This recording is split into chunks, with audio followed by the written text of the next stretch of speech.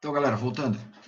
Bom, então a gente olhou a gente tinha especificado parte da nossa árvore, né, de busca, e estava explicando, então, de novo, olhando para cá, a gente está vendo que você tem, a partir do estado inicial, a gente tem as possibilidades, né? Ou seja, as escolhas que eu posso fazer a partir do estado inicial, que é o meu 000.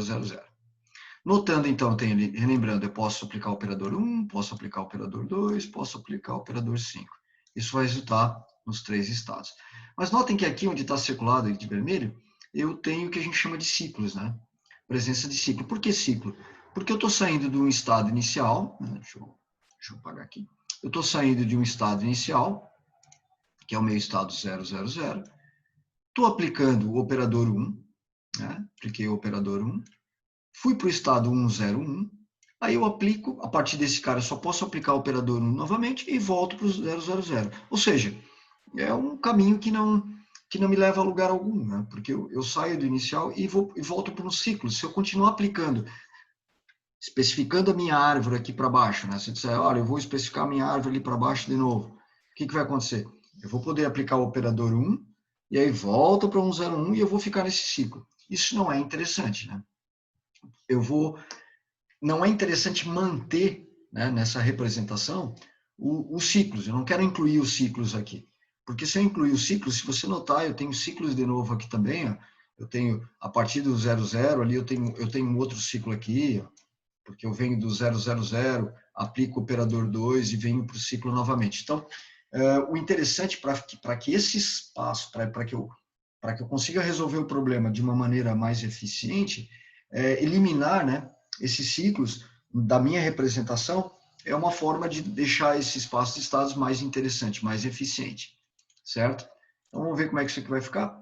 Então, vamos lá. Agora a gente tem uma versão estendida aqui da nossa árvore de busca. Sempre lembrando, a partir do estado inicial, né? E se vocês observarem aqui, eu omiti todos os ciclos, né? Os estados repetidos, né? Então, o que eu tenho ali? Agora eu tenho, desde o início, né, partindo lá que a gente viu, a partir do estado inicial, a gente falou dos operadores que eu podia aplicar, o 1, 2 e o 5. E aí eu tinha aquelas possibilidades. Onde a árvore não continua, é porque eu fatalmente vou incorrer num ciclo e vou voltar para o estado inicial. Então, a partir daquele primeiro, você nota que eu tenho uma sequência de operadores e transições, né? É legal, eu não vou passar uma por uma, até legal que vocês deem uma olhada nas transições, né? O que eu estou chamando de transições, né? Porque para você ter uma ideia, né? E isso fique bem claro, porque notem, eu estou aplicando a cada uma desses estados os operadores e eu estou fazendo transições entre esses caras. Então é legal para você dar uma olhada, voltar lá nos operadores, verificar o que era o 2, o que era o 1, o que era o 4, e começar a entender por que saiu, né, de 1000, foi para 301, foi para 200, e assim sucessivamente, porque eu estou aplicando os operadores. E notem que aqui também, aí o que eu tenho?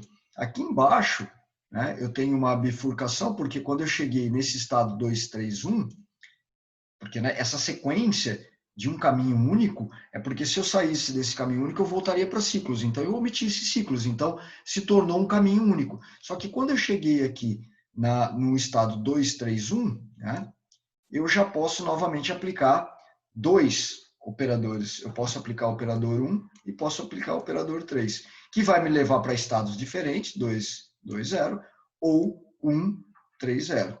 E notem, bem legal disso, porque independente de eu sair aqui no estado 2, 3, 1, eu aplicar o operador 1 ou o 3, e ele me levar para estados diferentes, quando eu aplicar operadores, por exemplo, o 2 aqui, que é o último, ou o 5, eu vou obter o 331, que é o meu objetivo, e aí eu encerro o meu algoritmo de busca, nesse caso. Então, isso é interessante notar, porque eu tenho caminhos diferentes, né? Tenho caminhos diferentes que me levam ao meu objetivo.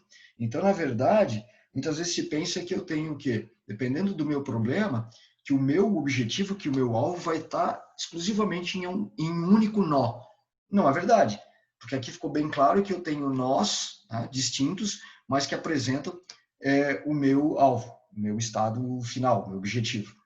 E nesse caso, especificamente, eu não estou ampliando, né? Um caminho não é menor do que o outro aqui, nesse caso, né? Então, tanto faz eu escolher o caminho da esquerda ou da direita, que o tamanho, o comprimento do meu caminho, né, que é o número de operadores que eu estou aplicando, ele acaba sendo, o tamanho do caminho acaba sendo o mesmo. Então, isso é legal de enxergar, porque é justamente esse o nosso objetivo na hora que a gente está trabalhando com um espaço de busca e eu aplicar um algoritmo para identificar o meu nó objetivo. Certo? Então, vamos lá. Então, importante aqui, uma informação importante. Então, resolver o problema dos missionários e canibais, o que na verdade a gente está fazendo? A gente está buscando, né? A gente está fazendo um search na árvore de busca. Então, a gente montou, desde o início, a gente pegou o problema, a gente identificou uma representação, a gente definiu o que era o estado inicial, o que era o estado objetivo, a gente definiu os operadores, a partir dali a gente criou uma árvore de busca. E aí sim, eu fiz um search nessa árvore para resolver o problema. Então, busca é um método extremamente útil para solucionar problemas. Isso aqui é amplamente utilizado na área de IA. Então, na verdade, o procedimento de busca, o procedimento de search, ele é extremamente utilizado na área de IA. Ou seja, mas eu parti de um problema, isso é importante, representei esse problema, né? A gente usou uma representação, definiu para esse problema o quê? Da onde eu vou sair, o meu início, aonde eu quero chegar, montamos a nossa árvore de busca e aí, assim, eu disparo um processo de busca para encontrar o meu estado objetivo e atingir a resolução do meu problema. Esse é o processo que a gente vai fazer sempre. Então, aqui eu trouxe mais um exemplo, é um outro, digamos, um outro jogo aqui, um outro joguinho, chamado de Torres de Hanoi.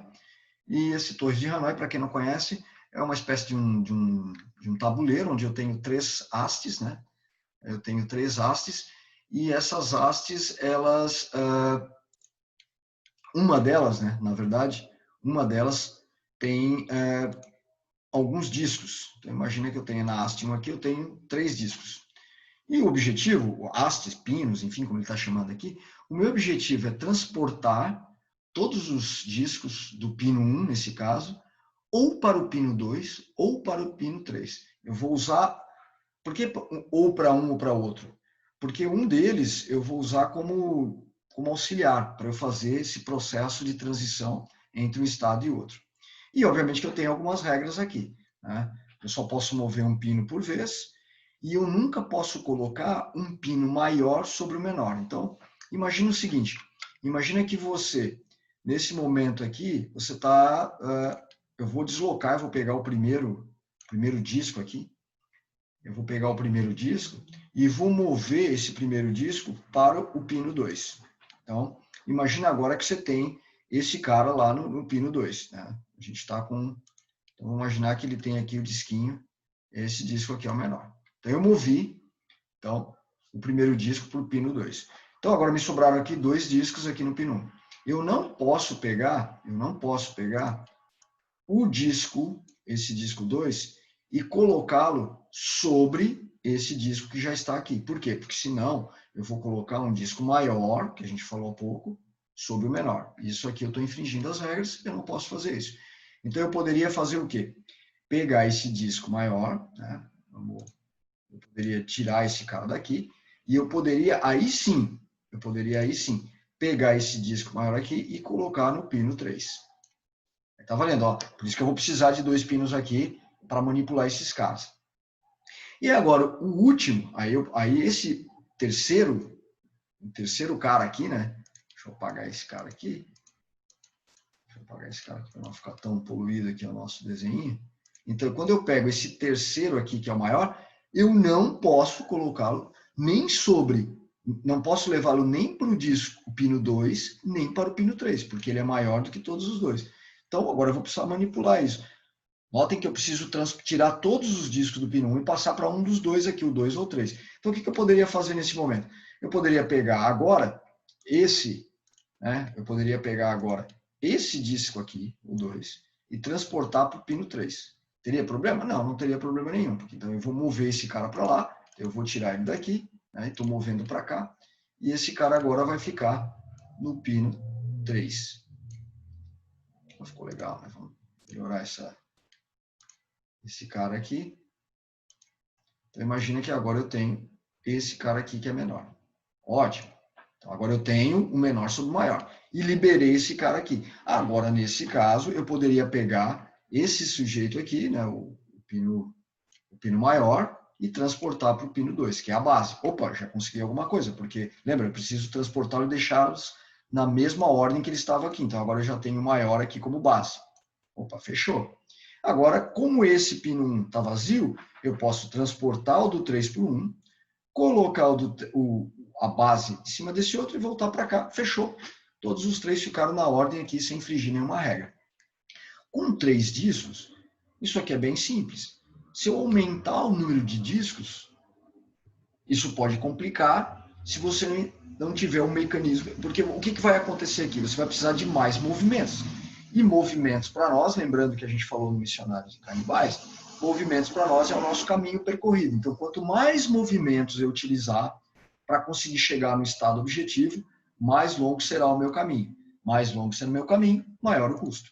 Então, o objetivo, mais uma vez de novo aqui, é a gente achar uma representação, definir o estado inicial, definir o estado objetivo, identificar os operadores, definir a minha árvore de busca e aplicar o algoritmo de search para eu achar o estado inicial. É isso que a gente precisa fazer. Agora a gente vai passar isso de uma maneira mais rápida, até porque a gente já viu o processo. O processo é o mesmo, só mudou aqui. O que vai mudar, na verdade, aqui? Primeiro, os operadores são diferentes, obviamente, e obviamente que eu preciso usar uma representação diferente. Um problema diferente, eu não vou conseguir usar a mesma representação que eu usei no problema anterior dos missionários e canibais. E aí eu quero chamar a atenção de vocês para essa representação que a gente está utilizando agora. Tá? Então, notem, a gente está usando essa representação agora. Tá? Eu tenho, por exemplo, 3... Imagina que eu tenho agora 3 arrays, vai. 3 arrays. 3 arrays.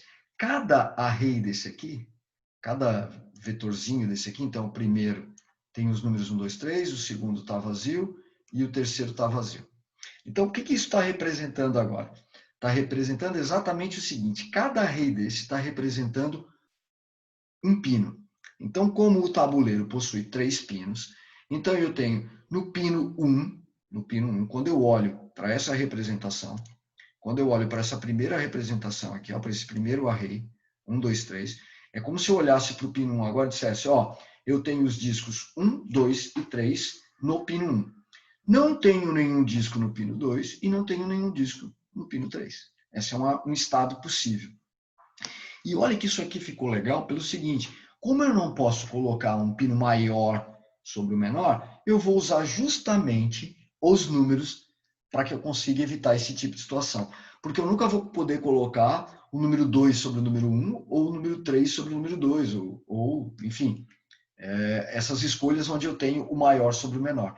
Então, a representação, ela é sucinta, legal, 3 arrays, é uma representação boa porque resolve o meu problema de identificar se eu estou colocando um pino maior sobre o menor, e é uma representação fácil para eu manipular. Ela é eficiente, isso é legal. Então, essa é a representação que a gente vai usar.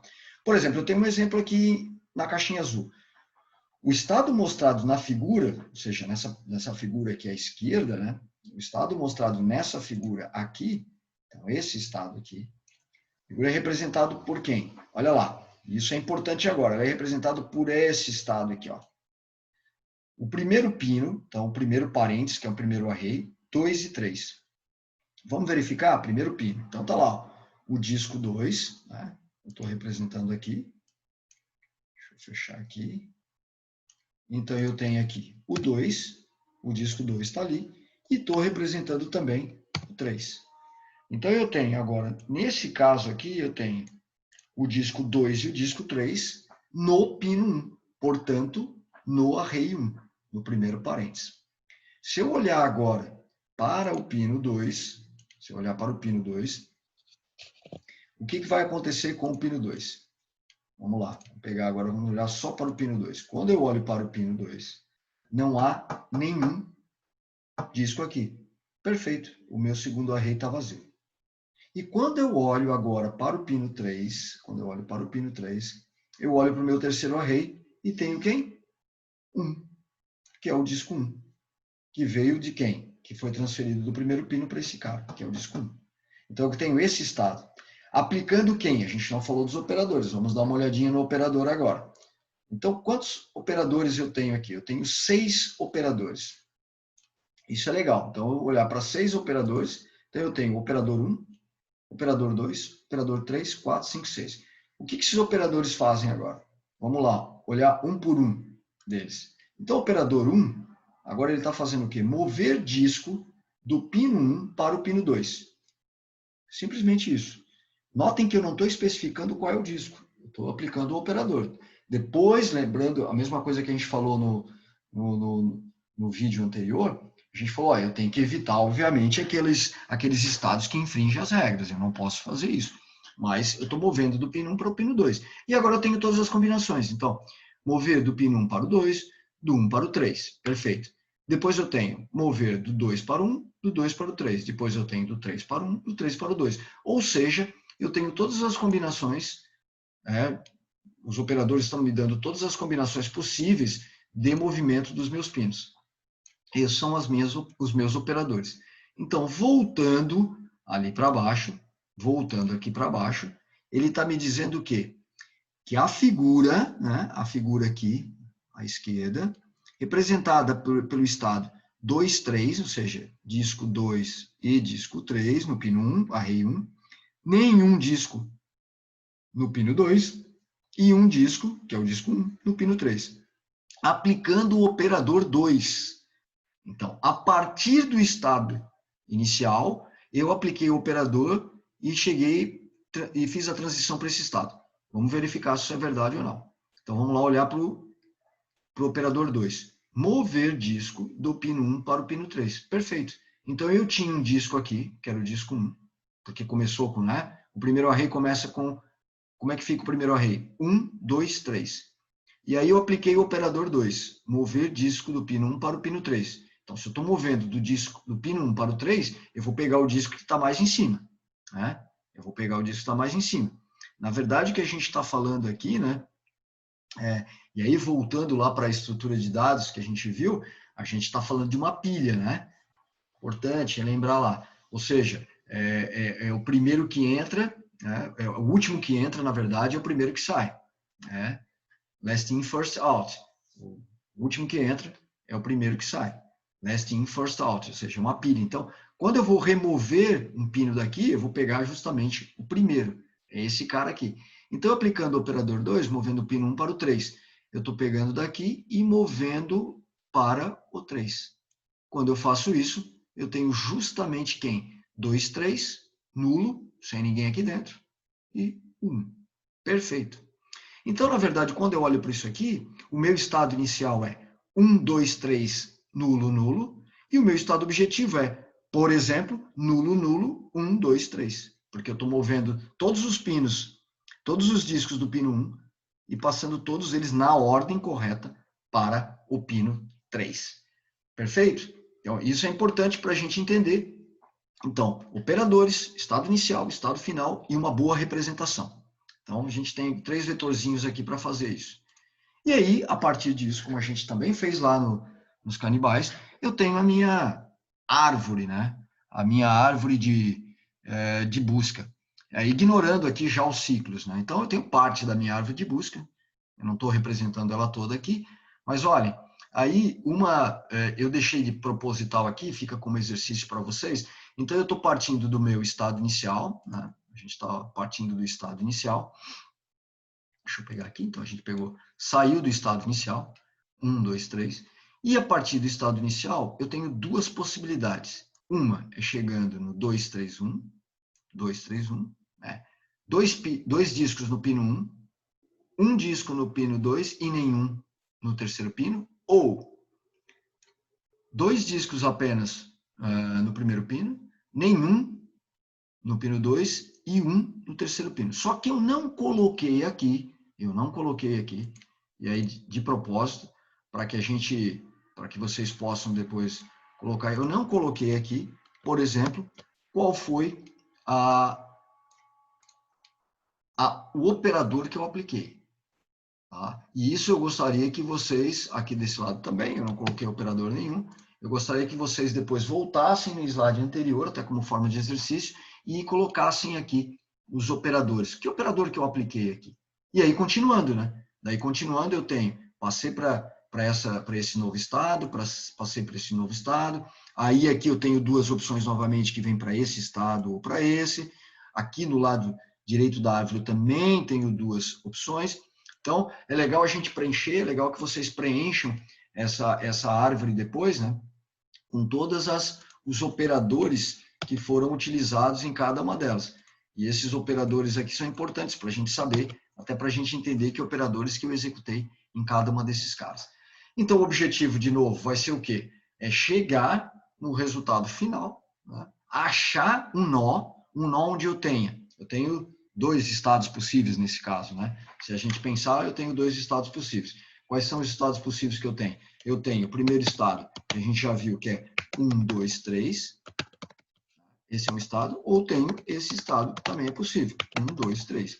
Ou seja, ou eu tiro todos os discos do pino 1 e passo para o 2 na ordem, ou eu tiro todos os discos do pino 1 e passo por 3. Os dois estados estão valendo.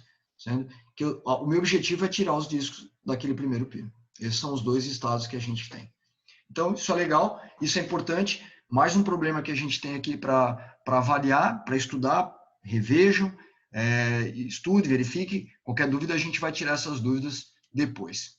Valeu, galera! Encontro vocês no próximo vídeo. Valeu!